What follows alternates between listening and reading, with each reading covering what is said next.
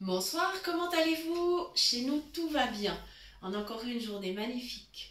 Nous allons vous proposer un clafoutis. Le clafoutis, c'est la recette idéale quand il nous reste des fruits.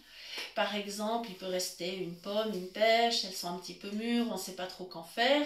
Eh bien, le clafoutis, c'est vraiment la recette super top pour les utiliser. Alors moi, ce soir, par contre, j'ai des myrtilles. Voilà, ce sera donc un clafoutis aux myrtilles.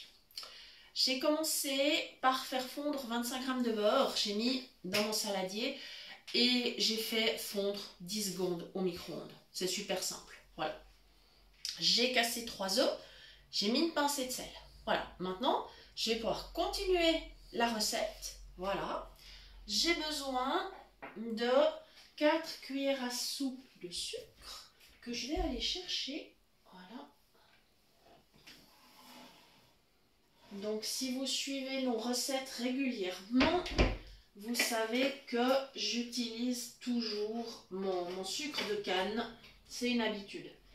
Voilà, je vais déplacer le saladier temporairement, très temporairement. Voilà. Et je vais pouvoir goûter mes cuillères de sucre. Voilà. Voilà. Alors, technique habituelle. Je prends une cuillère, je me positionne au-dessus du saladier, je pose la main sur le bord, je sais que la cuillère est au-dessus et je tourne. Toujours la même technique. Mais quand quelque chose fonctionne bien, eh bien, il faut s'en servir. Voilà. Et voilà. Les 4 cuillères, c'est impeccable. C'est une recette toute facile. On a pris soin de sélectionner une recette qui se mesure avec des cuillères, avec, vous allez voir, un verre. On va s'en occuper tout de suite d'ailleurs. Voilà. C'est beaucoup plus facile, on n'a pas besoin de balance. C'est tellement simple. Voilà, comme ça. Alors, ce que je vais commencer à faire maintenant, je vais commencer à mélanger ma préparation.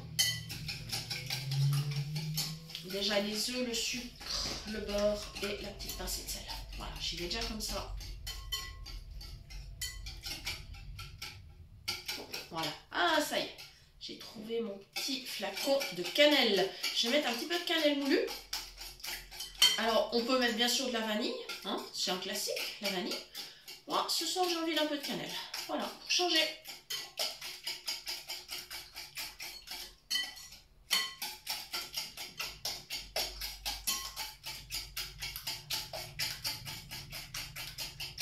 Voilà. J'aurais pu prendre le robot, mais moi, je trouve que là, c'est pas la peine. C'est pas une préparation qui est difficile à mélanger, donc je trouve que ça va tout aussi bien à la main. J'ai juste pris garde, encore une fois, comme je vous dis toujours, de prendre un récipient assez haut. Comme ça, je risque pas d'en mettre à côté. Voilà, la cannelle. Elle sent bien bon. Alors, pour savoir combien j'en mets, je vais la mettre, comme je vous ai indiqué l'autre jour, hein, dans la main. Comme ça, je sais exactement combien je vais en mettre. Je ne vais pas exagérer non plus.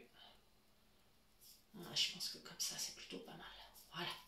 Voilà, c'est bien. Ah, elles sont très bonnes. Elles sentent vraiment très bon. Et je continue à brasser.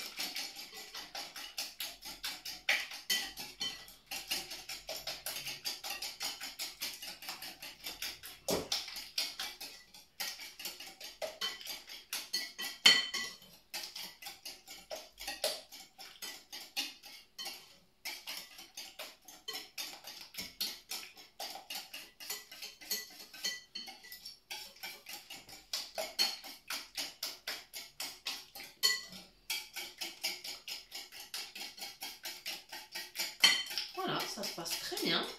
Mes œufs sont bien défaits.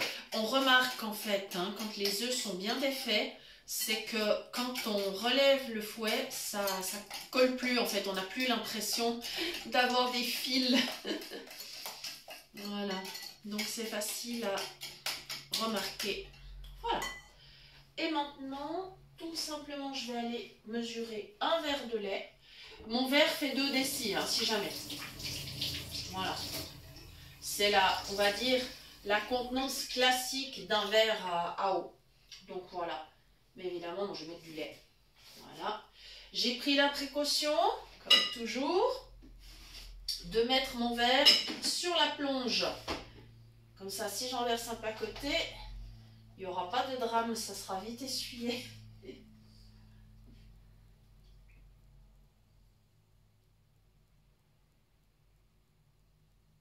Voilà, y est. Ça y est. Top.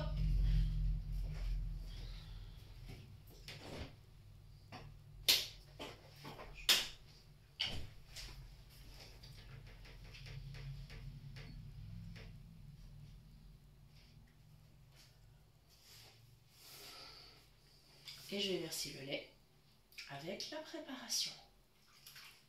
Voilà.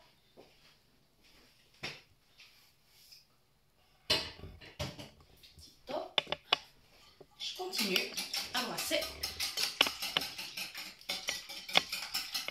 Voilà. Et maintenant, j'avais préparé d'avance dans un petit bol, j'avais mis 5 cuillères à soupe de farine. Des cuillères bien bombées. Hein. Voilà. Alors pour moi, c'est une farine sans gluten. Si vous n'avez pas de soucis, vous pouvez utiliser une farine tout à fait traditionnelle. Voilà. Ils ont fait tellement de progrès avec les produits sans gluten que vraiment, quand on fait des gâteaux, des biscuits, des clafoutis, enfin toutes sortes de préparations, on remarque même pas que c'est du sans gluten. Les gens, ils sont toujours étonnés quand ils goûtent. Ils ont toujours des petits a priori, on se dit oh non, le sans gluten c'est pas bon. Puis en fait, quand ils goûtent, ils sont tout étonnés. Voilà, j'ai versé mon petit bol dans le saladier. Voilà.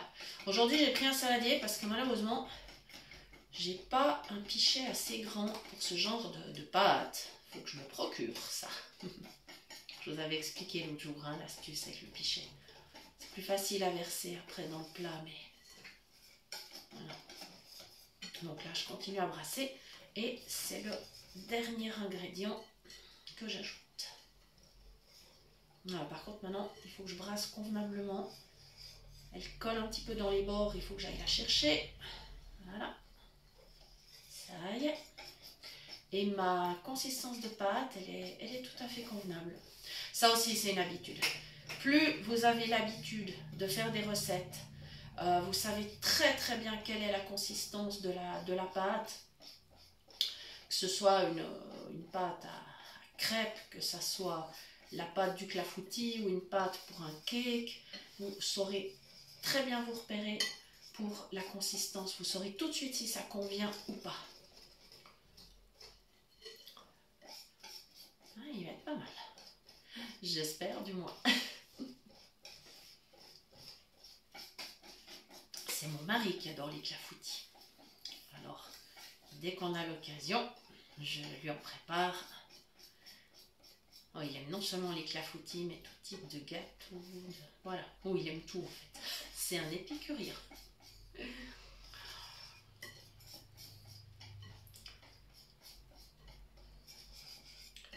Voilà. Je pense que ma pâte, elle est bien. Je pense qu'elle est pas mal lisse, j'espère. Si des personnes qui regardent la vidéo, peut-être qu'elles verront si elle est grumeau ou pas. J'ai pas l'impression. Je sens que ça va pas mal. Voilà. Là, je suis bien contente avec la consistance. Ouais, c'était top. Voilà. Voilà, je vais aller mettre l'appareil sur mes myrtilles. Je les ai préparées d'avance, mes myrtilles. Je les ai triées. Elles sont déjà dans le plat à gratin. Voilà. Tip top. Ouais, je vais y aller. Alors, par chance, mon saladier est moins large que mon plat à gratin. Vous vous rappelez, je vous ai toujours donné cette astuce. Donc, j'aurai pas de risque d'en mettre à côté. Mais je suis quand même sur la plonge. Hein, parce que, voilà, on va éviter les petites catastrophes. Voilà. Je vais préparer la langue de chat. C'est, vous savez, la petite... petit ustensile, là, la petite pelle en caoutchouc pour bien racler. Voilà, alors je me positionne au-dessus du plat à gratin, je fais très attention. Voilà, il vaut mieux prendre le temps puis aller lentement. Hein. Voilà, donc ce que j'ai fait, mon saladier en fait il est appuyé sur le bord et en fait j'ai mis à peu près là où je vais verser, j'ai mis au-dessus du plat environ à la moitié de la largeur du plat. Donc comme ça, je vais pouvoir y aller. Voilà, j'aurai pas de risque. Voilà, ça se passe très bien. Je racle avec la langue de chat. Mais comme c'est une pâte elle est un peu plus liquide hein, qu'une pâte, par exemple, qu'on ferait pour un cake, alors c'est pas un souci. Il n'y a pas tellement de soucis, ça colle pas dans le saladier. Voilà, j'ai tout. Voilà, ce que vous entendez, c'est simplement que je suis en train de mettre le saladier vide dans l'évier pour faire la vaisselle tout à l'heure. Voilà. Alors, je fais le tour du plat pour voir que j'ai pas mis de la pâte à côté. J'aimerais pas trop, non, c'est bon. J'essuie un petit peu quand même avec la pâte à vaisselle. Voilà, c'est bon. Voilà. Il me reste plus qu'à aller vers le four.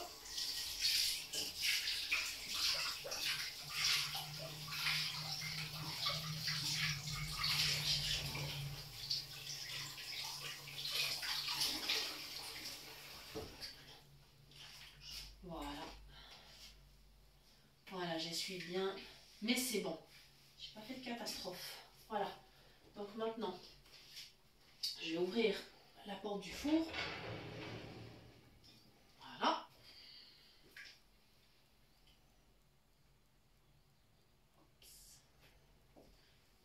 J'ai déjà mis du papier sulfurisé sur la plaque du four. Voilà, donc je vais y aller tout doucement.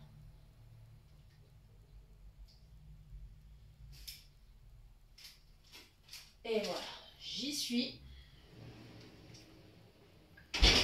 Et on va le démarrer.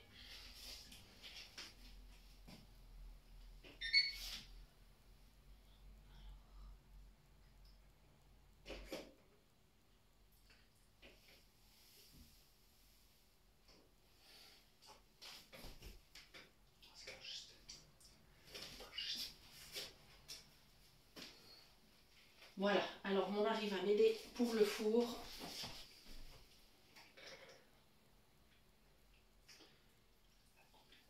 « 200 degrés.